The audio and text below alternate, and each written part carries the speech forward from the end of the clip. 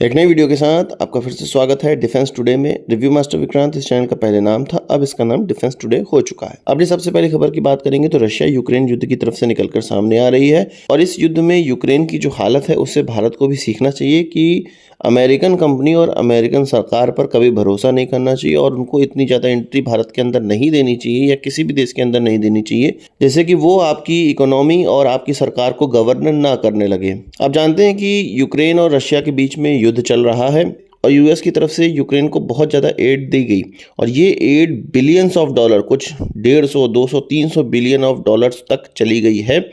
ये देखने में तो बड़ा अच्छा लगता है कि इतनी की सहायता करी, पर इसका पेमेंट अब यूक्रेन की तरफ से किस प्रकार से किया जा रहा है और यूक्रेन की सरकार और ज़ेलेंस्की कितनी प्रॉब्लम में है ये आपको समझना चाहिए। और रशिया से ज़्यादा खतरा अब उनको यूएस और वेस्टर्न कंट्रीज से लग रहा है।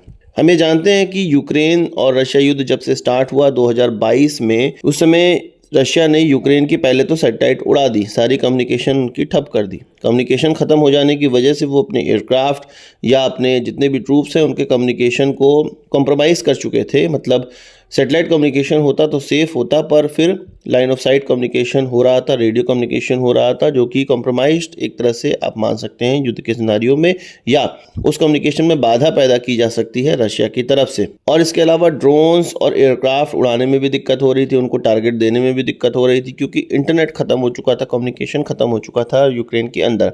तो स्टारलिंक, जो कि इलॉन मस्क और स्पेस एक्स के द्वारा ओन किया जाता है, उसने कहा कि भाई हम ज़ेलेंस्की को सपोर्ट करेंगे और वहाँ पर इंटरनेट प्रोवाइड करेंगे। तो आज तक स्पेस एक्स और स्टारलिंक के द्वारा ही इंटरनेट यूक्रेन को दिया जाता है और यूक्रेन की जो स्थिति अभी रशिया के खिलाफ अच्छी हुई है या बढ़िया हुई है, वो उसमें बहुत बड़ा हाथ स्पेस एक्स और स्टारलिंक सैटेलाइट्स का भी है, क्योंकि यूक्रेन आज के दिन में रशिया से युद्ध में पूरी तरह से ड्रोन्स पर डिपेंडेंट हो चुका है और इंटरनेट के माध्यम से ही इन ड्रोन्स को कमांड वगैरह दिया जाता है और ये ड्रोन्स अपना काम करते हैं। और रशिया के साथ रशिया के जितने भी असेट्स हैं उनका उनसे 1/1 का रेशियो हो चुका है यूक्रेन में ड्रोन के मामले में। मतलब हर एक हथियार के लिए यूक्रेन के पास ड्रोन है और ये ड्रोन रशिया पे बहुत ज़्यादा भारी पड़ रहे हैं। पर अब स्टारलिंक ने ये कहा है कि हम आपके यहाँ ये सर्विसेज बंद करने वाले हैं, ये सर्विसेज आपको बंद करने वाले, देना बंद करने वाले हैं। अच्छा, ये चीज़ अचानक नहीं हुई है, एक प्रस्ताव अमेरिका की तरफ से रखा गया था $500 बिलियन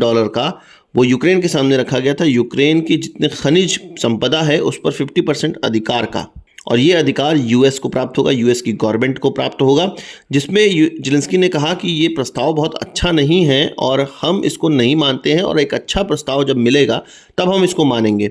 अब स्पेस एक्स और स्टारलिंक की तरफ से ये कहा गया है कि तुम इस प्रस्ताव को नहीं मानोगे तो हम तुम्हारे वहाँ इंटरनेट बंद कर देंगे। कुल मिला के ये है कि बकरे की अम्मा कब तक खैर मनाएगी। अब ज़ेलेंस्की पहुंच चुके हैं प्रॉब्लम में। अगर वो इस प्रस्ताव को नहीं मानते हैं तो इंटरनेट जाएगा, उनकी हार हो जाएगी कंफर्म तौर पे, और अगर इस प्रस्ताव को मानते हैं तो ये मजबूरन किया हुआ एक डील होगा। तो आप बात को समझिए कि पहले क्या हुआ कि पहले यूक्रेन और रशिया के बीच में युद्ध करा दिया गया, यूक्रेन को एड दी गई। अब उस एड के एवज में यूक्रेन से खनिज संपदा लेने के प्रयास किया गया। खनिज संपदा जितने डॉलर की है उसका आधा हिस्सा अमेरिका कह रहा है कि हमारा होगा। जब तुम नहीं मान रहे हो तो हम तुम्हें युद्ध में जो सबसे बड़ा हथियार हमने तुम्हें सैटेलाइट और इंटरनेट दिया है उसको हम खींच लेंगे। ये कुल मिला के सार है इस युद्ध का।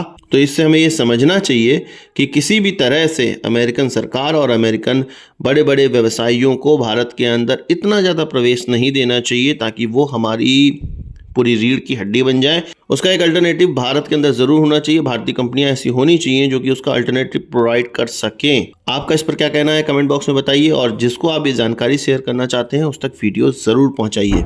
इसी रशिया यूक्रेन युद्ध में एक और खबर निकल कर सामने आई है, वो है रशिया का अब खर्चा करवाया जा रहा है और रशिया से ये कहा गया है कि तुम्हारा विदेशों में जितना भी फंड रखा हुआ है जो कि फ्रीज कर दिया गया है, उसमें से $300 बिलियन यूक्रेन के पुनर्निर्माण में खर्च किया जाए। ये माना जाता है या ये आकलन है कि लगभग $650 बिलियन अभी रशिया का फ्रीज हो चुका है और रशिया और अमेरिका आपस में बात कर रहे हैं। इसमें यूक्रेन भी बात कर रहे हैं, अन्य कंट्रीज़ भी बात कर रहे हैं कि ये युद्ध रोका जाए और इस युद्ध को रोके जाने के एवज में रशिया के द्वारा लगभग $300 बिलियन या अपना जितना भी फ्रीज किया गया अमाउंट है विदेशों में उसका लगभग 2/3 भाग यूक्रेन के पुनर्निर्माण में खर्च किया जाएगा। रशिया इस पर एक मत होता हुआ नजर भी आ रहा है, पर रशिया ने यह भी कहा है कि यूक्रेन की जितनी टेरिटरी अब रशिया ने ले ली है, इस फंड का एक बहुत बड़ा हिस्सा उसमें भी खर्च किया जाएगा, उसके पुनर्निर्माण में भी खर्च किया जाएगा। और एक तरह से रशिया ये कह रहा है कि हमारे कैप्चर में जो टेरिटरी है हम उसमें खर्चा करेंगे, उसका पुनर्निर्माण भी करेंगे। हाँ, थोड़ा यूक्रेन में भी कर देंगे, पर ये टेरिटरी अब हमारी हो गई है और हम इस पे भी खर्चा करेंगे इस फंड से। तो ज़ेलेंस्की का ये कहना है कि भाई जो टेरिटरी रशिया ने ले ली है वो चीज़ वापस करे हमको, और तभी हम इस डील पर मानेंगे। यहाँ पर ट्रंप ने ब्लंटली ये कह दिया है कि जो यूक्रेन कह रहा है, जो ज़ेलेंस्की कह रहा है, वो बिल्कुल मानने योग्य नहीं है और ऐसा हो नहीं सकता है, और ये केवल सोच में है, ऐसा हो ही नहीं सकता। कुल मिला के ये है कि अमेरिका ये मान चुका है कि रशिया ने जितनी टेरिटरी ले ली है वो टेरिटरी अब रशियन ही होगी। रशिया भी ये मान चुका है कि जो टेरिटरी हमने ले ली है उसके एवज में कुछ खर्चा करना पड़ेगा यूक्रेन के अंदर। एक तरह से उस टेरिटरी को खरीदा जा रहा है रशिया के द्वारा। पहले युद्ध से हथियाया गया और अब यूक्रेन को पैसे देके वो टेरिटरी एक तरह से खरीदी जा रही है पुनर्निर्माण के नाम पर। कुल मिला के ये है, इस युद्ध का सार ये है, रशिया यूक्रेन की लैंड लेके अपना अलग भारी हो लिया। अमेरिका अपना एड देके उनके खनिज संपदा पे अधिकार करना चाहता है, वो अपना फ़ायदा कमा लिया। बेवकूफ़ कौन बना? यूक्रेन। अपनी टेरिटरी भी दिया, अपने खनिज संपदा भी दिया, अपने लोगों को भी मरवाया। ज़ेलेंस्की ने कैसी बुद्धि लड़ाई है, मुझे समझ में नहीं आ रहा। आपको कुछ समझ में आ रहा हो तो कमेंट बॉक्स में बताइए। बात कर लेते हैं एक ऐसे कंपटीशन की जिसमें कि भारत की बनाई हुई स्नाइपर राइफल अव्वल आई और अमेरिका की बेरेट स्नाइपर राइफल को भी इसने पिछाड़ दिया।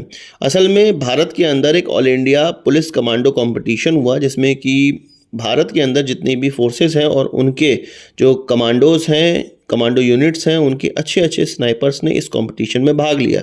इसमें अंत में एनएसजी यानी कि नेशनल सिक्योरिटी गार्ड और महाराष्ट्र की पुलिस की फोर्स 1, इन दोनों ही यूनिटों के बीच में कंपटीशन हुआ। फोर्स 1 के द्वारा अमेरिका की बैरेट .50 कैलिबर की स्नाइपर राइफल इस्तेमाल करी गई, जबकि एनएसजी के द्वारा .338 सेबर जो कि SSS डिफेंस के द्वारा बनाई जाती है, बेंगलुरु बेस्ड कंपनी है, उसकी स्नाइपर राइफल इस्तेमाल करी गई।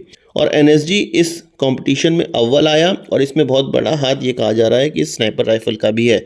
इस स्नाइपर राइफल जो कि SSS डिफेंस के द्वारा बनाई जाती है, उसकी मारक क्षमता और प्रिसीजन मारक क्षमता 1.5 किलोमीटर की है, और ये एक एंटी मटीरियल गन नहीं है, ये एक 0.338 लेपुआ मैग्नम कैलिबर की एक गन है जो कि प्रिसीजन स्ट्राइक के लिए ये बुलेट, या आप कह सकते हैं कि ये एम्यूनिशन बनाया जाता है, और इस गन को भी इसी चीज़ के लिए बनाया गया है।